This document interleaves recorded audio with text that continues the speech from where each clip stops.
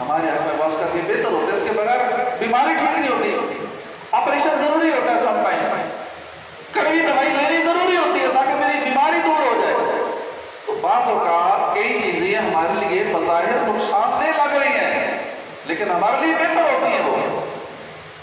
اسی طرح کسی چیز کا تمہیں پسند ہونا اس بات کی دلیل نہیں ہے کہ وہ چیز اچھی ہے۔ ہم سمجھ رہے ہیں یہ چیز اچھی ہے لیکن اللہ جانتا ہے کہ یہ چیز اچھی ہے یا نہیں ہے۔ اب بچے ہیں، بچوں کو پڑھائی کی بجائے ہر وقت کھیلنا اچھا لگتا ہے، خوش ہوتے ہیں کھیلنے میں، لیکن ان کے لیے اچھا نہیں ہے نا۔ اب طبعی طور پہ وہ سمجھتے ہیں کہ کھیلنا اچھا ہے لیکن ان کے لیے پڑھائی کرنی اچھی ہے۔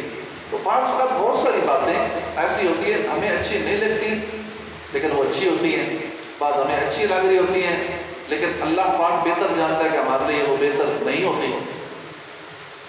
لہذا اچھا یا برا ہونے کا مدار یہ اپنی سوچ پر نہ رکھو، اللہ کریم کے حکم پر رکھو۔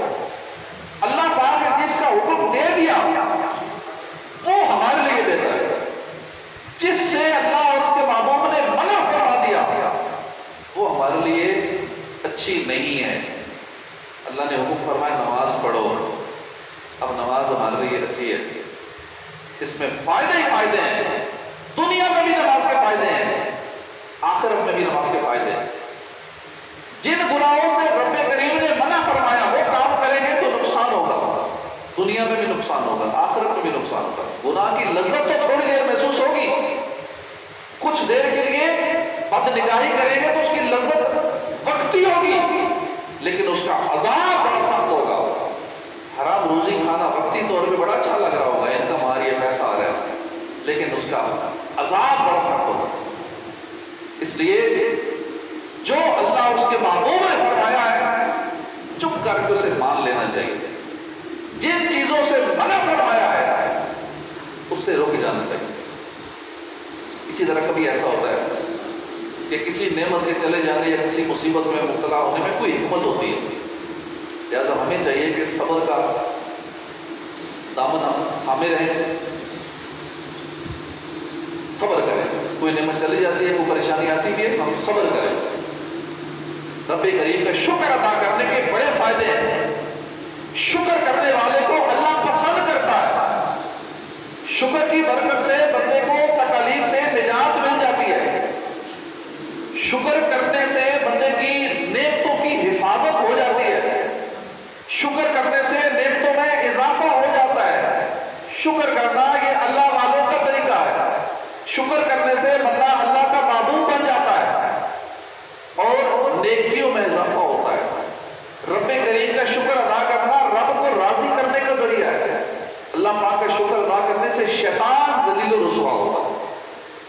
پیارے اسلامی بھائیوں، ہم سن رہے تھے کہ نعمت کیوں چلی جاتی ہے، نعمت کیوں چلی جاتی ہے، اس کے بارے میں قندیل نورانی شہباز لامکانی محبوب سبحانی شہباز لامکانی عالم ربانی سیدنا شیخ عبد القادر جیلانی کیا فرماتے ہیں؟ آپ فرماتے ہیں کہ 3 وجوہات کی بنا پر آدمی مصیبت میں مبتلا کیا جاتا ہے۔ ایک وجہ یہ ہے کہ کبھی بندہ گناہوں کی سزا کے طور پہ مصیبتوں میں مبتلا ہوتا ہے، یہ اس کے ہاتھوں کا کیا ہوتا ہے، جو اس نے گناہ کیے ہوتے ہیں، اللہ کی نافرمانیاں کی ہوتی ہیں، اس کی وجہ سے اس پہ مصیبت آتی ہے۔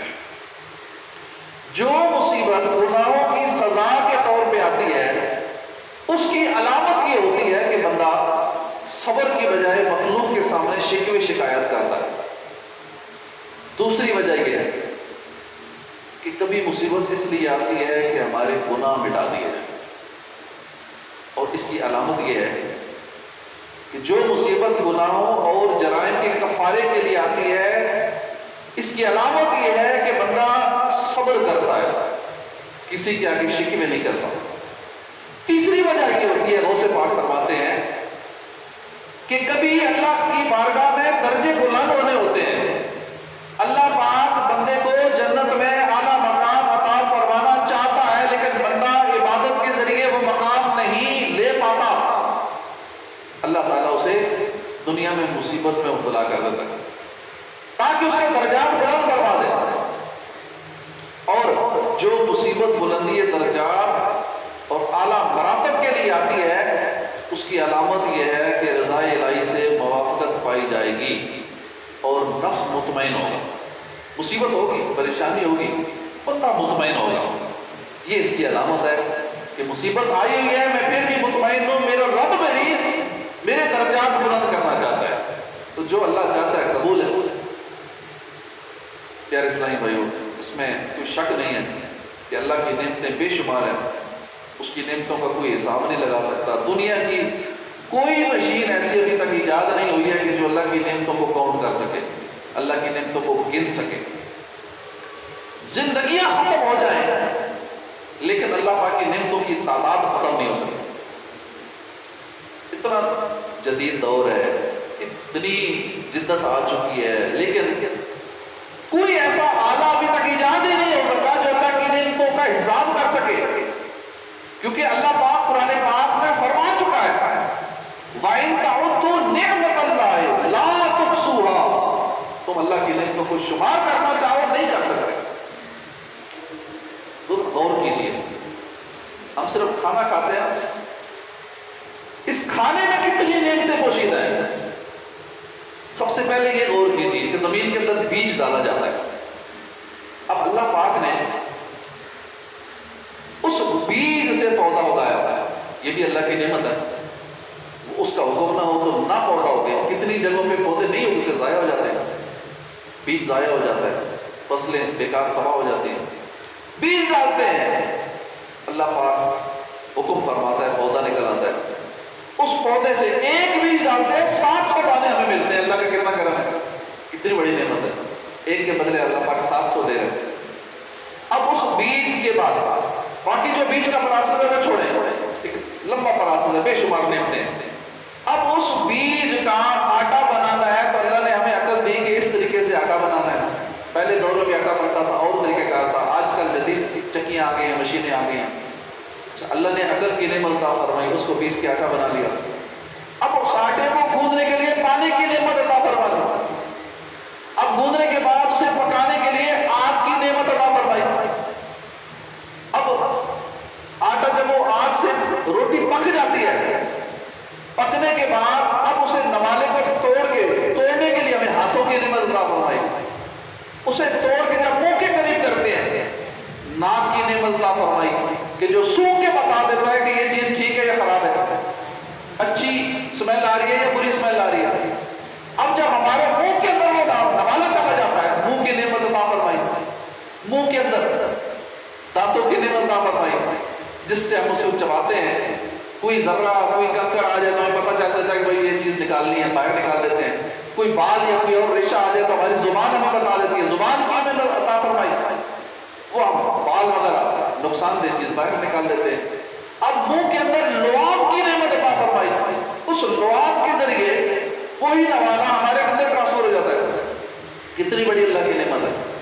اب میدے کی نعمت عطا فرمائی، میدے میں وہ جب جاتا ہے، اب اس کو ہضم کرنے کے لیے پتے کی نعمت عطا فرمائی. اس میں سے ایسڈ نکلتا ہے، تیزاب نکلتا ہے جو اس نوالے پہ پڑے گا اس کو ہضم کر دیتا ہے. یہ اللہ کی کتنی بڑی نعمت ہے. اب جب وہ کھانا ہضم ہو جاتا ہے، خون کے وائٹ بلڈ سیل الگ کرنا شروع ہو جاتے ہیں، ریڈ بلڈ سیل الگ ہو جاتے ہیں، اس میں سے پروٹینز الگ ہو جاتے ہیں، جسم کو وٹامنس ملتے ہیں. جو فضلہ ہوتا ہے، بیکار چیز ہوتی ہے ہمارے جسم کے لیے نقصان دہ ہوتی ہے، وہ نکل جاتی ہے. یعنی کتنی نعمتیں ہیں صرف ہمارے ایک نوالے میں. تو اللہ کا کیوں شکر ادا نہ کریں، کیوں نا قدری کریں اس رب کریم کی نعمتوں کی. اگر ہم ان میں سے ایک بھی نعمت کا شکر ادا کرنا چاہیں تو ہماری زندگی ختم ہو جائے، ہم اللہ کی ایک نعمت کا شکر ادا نہیں کر سکتے. تو مولا کریم ہمیں توفیق عطا فرمائے کہ ہم شکر گزار بندے بنے.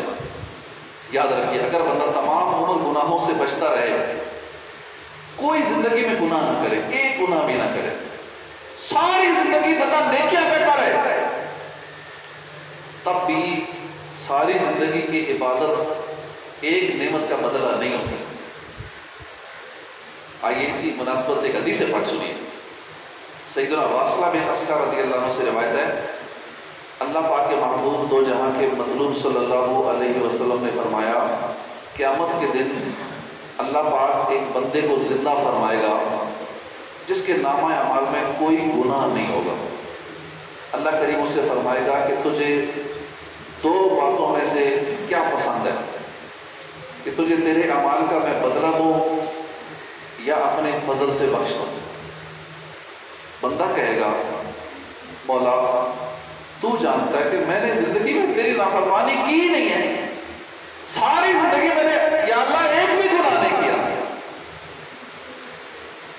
اللہ کریم فرمائے گا میرے بندے، اے فرشتوں اس میرے بندے کو میری نعمتوں میں سے کسی ایک نعمت کے بدلے میں پکڑ لو۔ اب اس بندے کے پاس ایک نیکی بھی نہیں رہے گی، ساری زندگی کے نیکیاں گناہوں سے بچنا ایک نعمت کے کھاتے میں چلا جائے گا، اب اس کے پاس کچھ بھی نہیں رہے گا۔ بندہ کہے گا مولا اپنی رحمت سے بخش دے، اپنے فضل سے بخش دے۔ رب کریم فرمائے گا میری رحمت اور میرے فضل سے بدلہ ملے گا۔ اتنے میں ایک اور شخص کو لایا جائے گا جس کے نامہ اعمال میں کوئی گناہ نہیں ہوگا۔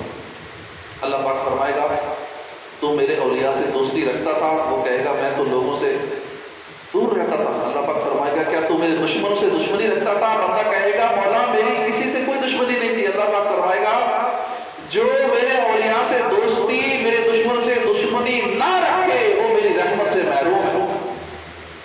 تو اس حدیث پاک سے یہ معلوم ہوا کہ زندگی بھر اگر بندہ گناہوں سے بچتا رہے، پوری زندگی صرف نیکیاں کرے، صرف عبادت میں گزارے، تب بھی تمام عبادات ایک نعمت کا بدلہ بھی نہیں ہو سکتی۔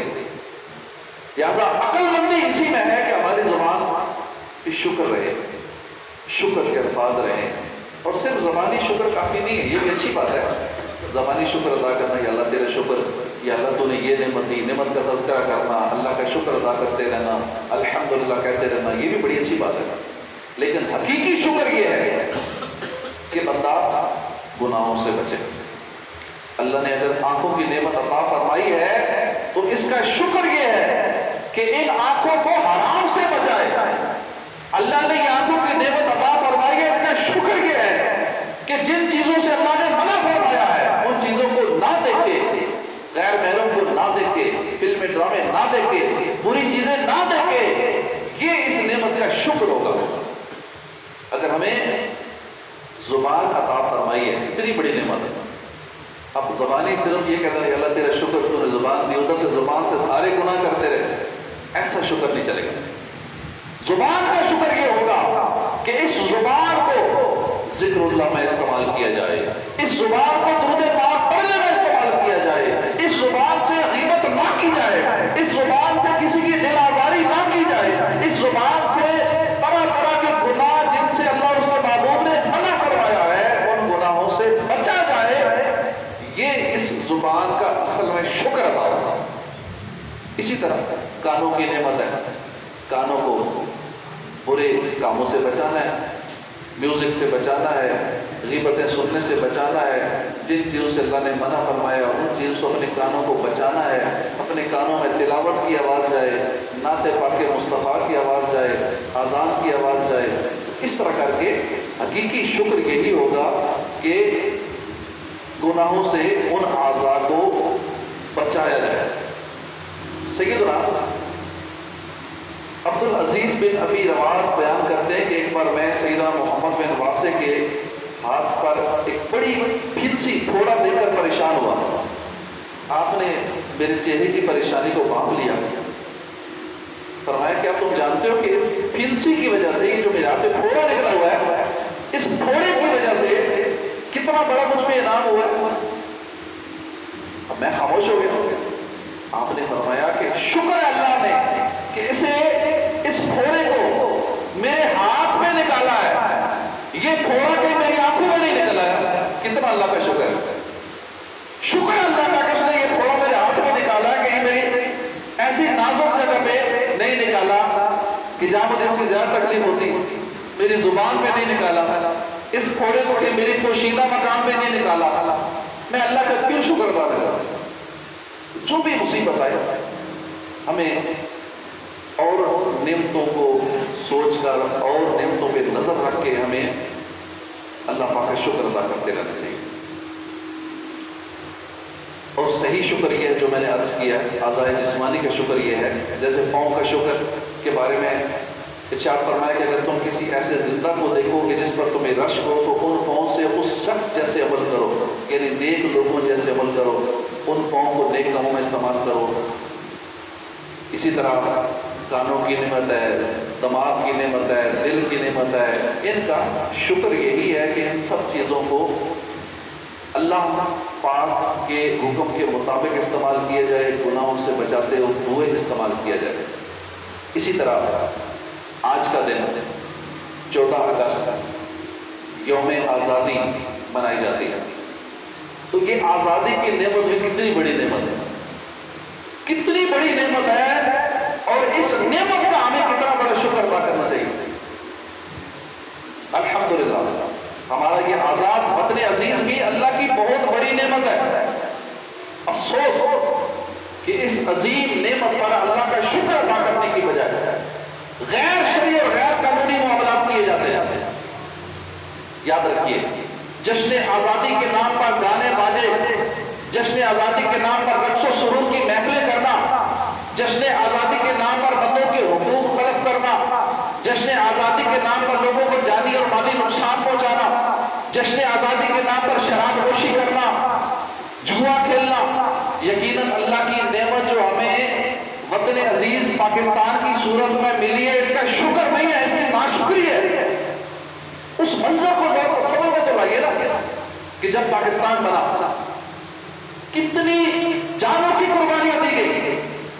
اس پاکستان کو حاصل کرنے کے لیے، اس پاکستان کی آزادی کے لیے لاکھوں جانوں کی قربانیاں دی گئی. اس آزادی کو حاصل کرنے کے لیے کتنی عورتیں بیوہ ہوئی.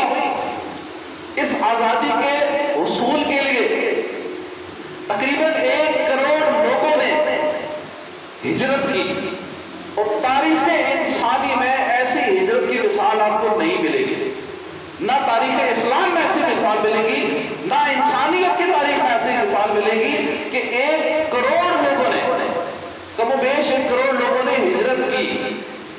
اس وطن عزیز کے لیے اپنی جائیدادیں چھوڑی، اپنا گھر بار چھوڑا، اپنا چلتا ہوا بزنس چھوڑا. کس لیے؟ اس پاکستان کے لیے. پاکستان ہجرت کر کے آ گیا. اسی طرح ہمیں اس پاکستان جیسی عظیم نعمت کی بھی قدر کرنی چاہیے. 1946 میں ایک کانفرنس ہوئی تھی، آل انڈیا سنی کانفرنس کے نام سے. 1946 میں یہ بنارس میں ہوئی تھی، اور اس میں صدر افاضل مفتی نعیم الدین مراد آبادی رحمۃ اللہ علیہ کے زیر اہتمام یہ کانفرنس ہوئی. اور اس کانفرنس کے اندر 500 مشائخ نے شرکت کی. مشائخ پیران عظام جن کے آگے لاکھوں مرید ہوتے ہیں، ایک ایک پیر صاحب کے لاکھوں مرید ہوتے ہیں. انہی میں سے پیر جماعت علی شاہ صاحب بھی تھے جن کے لاکھوں مریدین ہیں. اسی طرح کے 500 پیران عظام مشائخ کرام نے اس کانفرنس میں شرکت کی. 7,000 علماء کرام نے شرکت کی، سنی علماء نے. 2 لاکھ دیگر لوگوں نے اس کانفرنس کے اندر شرکت کی. اور اس کانفرنس میں یہ طے پایا، آل انڈیا سنی کانفرنس کے اندر جو سنی کانفرنس ہوئی اہل سنت کے علماء کی، پیران عظام کی، متفقہ طور پہ یہ قرارداد منظور ہوئی، اور اس میں پاکستان کا مطالبہ کیا گیا، اور اس کے وجود میں آنے کی بھرپور تائید کی گئی، حمایت کی گئی، اور سنی علماء نے عوام کو متحد کیا. کیونکہ کانگریس کے الیکشن ہونے تھے، اس الیکشن میں مسلمانوں کو متحد کرنا ایک اہم ترین کام تھا. اسی طرح 1946 میں بریلی شریف میں اعلیٰ حضرت امام احمد رضا خان رحمۃ اللہ علیہ، جن کا عرس ہر سال ہوتا ہے، 1946 میں جو اعلیٰ حضرت کا عرس ہوا، اس عرس کا عنوان بھی یہی تھا کہ قیام پاکستان اور عرس رضوی. 1946 والا جو اعلیٰ حضرت کا عرس تھا، اس کا عنوان یہی تھا کہ عرس رضوی اور قیام پاکستان تھا. اور وہاں پر باہر جو اسٹال لگے ہوئے تھے، ایک اسٹال پہ لکھا تھا حامدی پاکستان ہوٹل، حالانکہ اس نے پاکستان نہیں بنا تھا. ایک اسٹال پہ اس کا نام یہ لکھا ہوا تھا पाकिस्तान होटल, ये उस वक्त 1946 की बात है। तो इसी तरह अजमेर का जब उर्स हुआ ख्वाजा गरीब नवाज का, वहां पर 1 लाख मुसलमान थे, वहां भी मुतफ़िक़ा तौर पे पाकिस्तान के वजूद में आने के लिए करारदाद मंजूर की गई। तो इस तरह उलमाए अहले सुन्नत की कोशिशों से, सियासी क़ियादत की कोशिशों से, उसका इस मजमूए से ये नतीजा निकला कि पाकिस्तान जैसी एक अजीम सल्तनत हमें नसीब हो गई, पाकिस्तान बाद से वजूद में आ गया। तो जश्न आज़ादी में जो जलसे जुलूस होते हैं ना, जगह जगह कॉन्फ्रेंसें होती हैं, अब इसमें ये बातें कम ही बताई जाती हैं कि इतनी बड़ी कुर्बानियाँ और तारीख़ इंसानियत की सबसे बड़ी हिजरत, जिसमें 1 करोड़ लोगों ने हिजरत की, 10 लाख से ज़्यादा लोगों ने जानी कुर्बानियाँ दी, जाने कुर्बान की, कितनी माँ बहनों की इज्जतें लुटी, और ये हमें पाकिस्तान नसीब हुआ। ये किस लिए लोगों ने हिजरत की, किस लिए लोगों ने कुर्बानियाँ दी? इसलिए कि पाकिस्तान का मतलब क्या? ला इलाहा इल्लल्लाह। अब इससे क्या मुराद है कि पाकिस्तान का मतलब है ला इलाहा इल्लल्लाह, कि इस मुल्क के अंदर इस्लामी कवानीन होंगे। बानी पाकिस्तान कायदे-ए-आज़म मोहम्मद अली जिन्ना ने भी ये फरमाया था कि हम एक ऐसी रियासत पाकिस्तान इसलिए बना रहे हैं कि यहाँ पे इस्लाम की तजर्बागाह होगी, इस्लामी उसूल यहाँ से नाफिज होंगे, और सारी दुनिया को हम बताएंगे कि इस्लामी कवानीन की क्या पावर होती है। ये इस्लामी उसूलों को अपनाने के लिए, शरीयत पर अमल करने के लिए ये पाकिस्तान बनाया गया था। लेकिन आज हम गौर करें कि क्या हम इस्लामी उसूलों के मुताबिक चल रहे हैं? क्या अल्लाह और उसके महबूब की हम इताअत कर रहे हैं, उनके अहकामात पे अमल कर रहे हैं? हालांकि पाकिस्तान तो इसलिए हमें मिला था, हम यहाँ आज़ादी से नमाज पढ़ सकते हैं, हमें कोई रोकने वाला नहीं है। लेकिन इतनी तादाद है जो नमाज नहीं पढ़ती। मोहल्ले में अगर 500 घर हो तो 500 में से बमुश्किल 30-40 नमाज पढ़ने आते होंगे। हम नमाजों से दूर हैं। रोजे, कितनी तादाद मुसलमान के रोजे नहीं रखते, हालांकि किसने मना किया कि रोजा रखना मना है? आज़ादी होने के बावजूद हम शरीयत में नहीं चलते, शैतान के चक्कर में आके हम शरीयत में नहीं चलते, शैतानी कामों में, गुनाहों में, दीगर मामलात में बढ़ चढ़ कर हिस्सा लेते हैं। लेकिन जिस मकसद के लिए ये पाकिस्तान बनाया गया, जिस मकसद के लिए ये इतनी अजीम सल्तनत हासिल की गई, इतनी कुर्बानियां दी गई, कितने उलमा को शहीद किया गया, लेकिन इसके बावजूद हम उस मकसद को नहीं समझ रहे, उस मकसद के हुसूल के लिए हम कोशिश नहीं कर रहे। और इस पाकिस्तान को कितने हमारे अपने पाकिस्तानी हैं जो नुकसान पहुंचा रहे होते हैं, रिश्वत का लेन देन करते हैं, अपने पाकिस्तानी भाइयों को लूटने के चक्कर में लगे होते हैं। अल्लाह पाक हमें पाकिस्तान से सच्ची मोहब्बत नसीब फरमाए, और जिस मकसद के लिए बनाया गया उस मकसद पर हमें चलने की अल्लाह पाक तौफीक अता फरमाए। इंशाअल्लाह आज नमाज जुमा के बाद हुजूर गौसे पाक शेख अब्दुल कादिर जीलानी रहमतुल्लाह अलैह कि माहाना 11वीं का जो सिलसिला हमारा होता है हर महीने के दूसरे जुमे को, इंशाल्लाह आज भी 11वीं शरीफ का सिलसिला होगा और उसमें लंगर का भी इत्तमाम होगा। गौसे पाक की बहुत बड़ी शान है, अल्लाह पाक ने इनको बहुत मकाम और रुतबा अता फरमा रखा है। इन औलिया किराम की बरकतों से ही अल्हम्दुलिल्लाह दुनिया भर में जो दीन इस्लाम का पैगाम पहुँचा, हुजूर गौसे पाक के ज़रिए, हुजूर ख्वाजा गरीब नवाज चिश्ती अजमेरी के ज़रिए, हुजूर दाता अली अजमेरी के ज़रिए, ताज तारिक गोरडा के ज़रिए, है दिल को तेरी जुस्तजू गौसे आज़म, सुबह पर हो तेरी गुफ्तगू गौसे आज़म, तेरा जिक्र गुलशन में बुलबुल के लब पर, गुलों में तेरा रंगो बू गौसे आज़म, नज़र में कोई खूबरू क्या समाए, बसा मेरी आँखों में तू गौसे आज़म, है सूरज अगर मुस्तफ़ा चाँद है तू, है जलवे तेरे चार सू गौसे आज़म, मदद कर मैं हूँ नातवा और तनहा, है आदाब बहुत जंगजू गौसे आज़म, अमल पूछे जाते हैं मुझसे लहद में, तेरे हाथ है आबरू गौसे आज़म, नकीरैन अब मुझसे जो चाहो पूछो कि आए मेरे रूबरू गौसे आज़म। ये गौसे पाक वो हैं कि जो दुनिया में भी मदद करते हैं, मरने के बाद भी जहाँ नकीरैन के सवालात होते हैं वहाँ भी मदद करते हैं। अल्लाह पाक औलिया की सच्ची मोहब्बत नसीब फरमाए। आमीन बिजाह नबी अमीन सल्लल्लाहु अलैहि वसल्लम।